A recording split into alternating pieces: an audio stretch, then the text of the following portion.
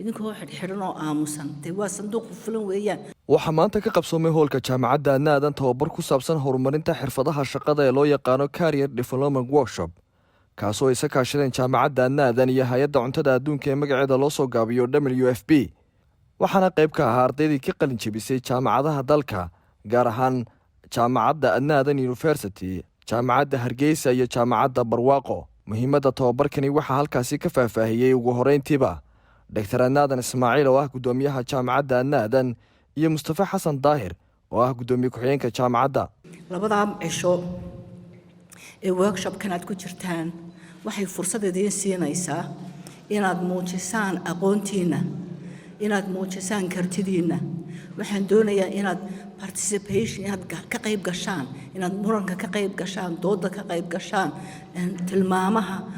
fikradaha ray isweydaarsada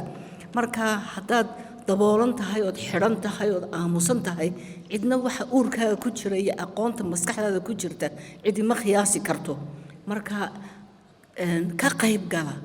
marka dardaarankaas in kaga tagaya idinkoo xidhxidhan oo aamusan dee waa sanduuq fulan weeyaan wax ku jira la garan maayo marka ka soo baxa come out of your shells. ardaydu marka ay jaamacadaha dhiganayaan CV-ga sida loo sameeyo iyo interview-ga habka loo sameeyo kuma jiraan koorsada professionalka ee jaamacadda lagu dhigto oo waxyaabaha dadku ay ka daba tagaan ee ay raadsadaan noloshana aad muhiim ugu ah marka maanta waxaad nasiib u hesheen in dad experta oo organisationada adduunka ugu waaweyn qaar ka mid ah qaybta kobcinta xirfadda bini'aadanka u qaabilsan ee tababarka ay siinayaan. sidoo kale halkaasi waxaa ka hadlay Cabdikariin Yuusuf Daahir oo ka mid ah mas'uuliyiinta hay'adda WFP waxaana uu ka waramay ujeedka tababarkaasi.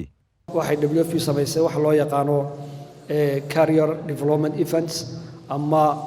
madallo lagu soo bandhigayo sida loo horumariyo yani qofku mihnadiisa xirfadeed ama shaqo sidoo horumarin lahaa iyo qofkii in laga siiyo wax talo ama tusaaleyn ah sidoo hadhow noqon lahaa qof isagu iswadi kara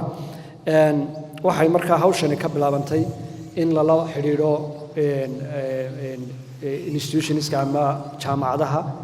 oo ay kow ka yihiin markaa jaamacadaha waaweyn ee Soomaaliland ee aan wada naqaano sababta markaa jaamacadaha loo abaaraya waxa weeyaan in maadaama dadka la doonayo inay hadhow xirfadan ama industry-gan soo galaan waa qori isku dhiib cidda qoriga loo dhiibay hadhow shaqadan la wareegaysa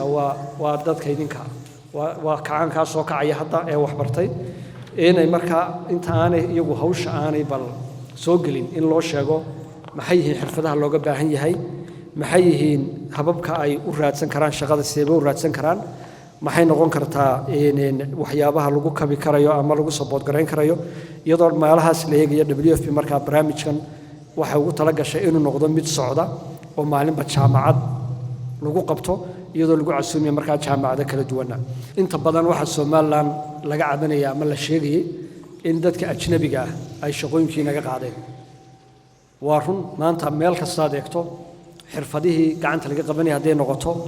shaqooyinkan loo yaqaano white collar jobs ee xafiis la fadhiista haday noqoto dhammaantood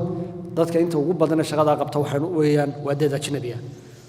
marka sababta waxa la isweydiiyay ma xirfad la'aan baa ka jirta Soomaalida gudaheega ma waxa jirta dhayal siyaa qofkan inaanu shaqadii soo doonan mise waxa jirta arrimo la xiriira xagga aqoonta iyo raasiga shaqada iyadoo markaa taa laga duulayo waxa weeyaan WFP mandate-keegana ah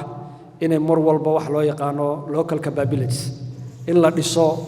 awoodaha iyo aqoonta localka ee la helayo in markaa la soo trap gareeyo la soo qabto isla markaana la dhiso Guurad Cunaabi MMTV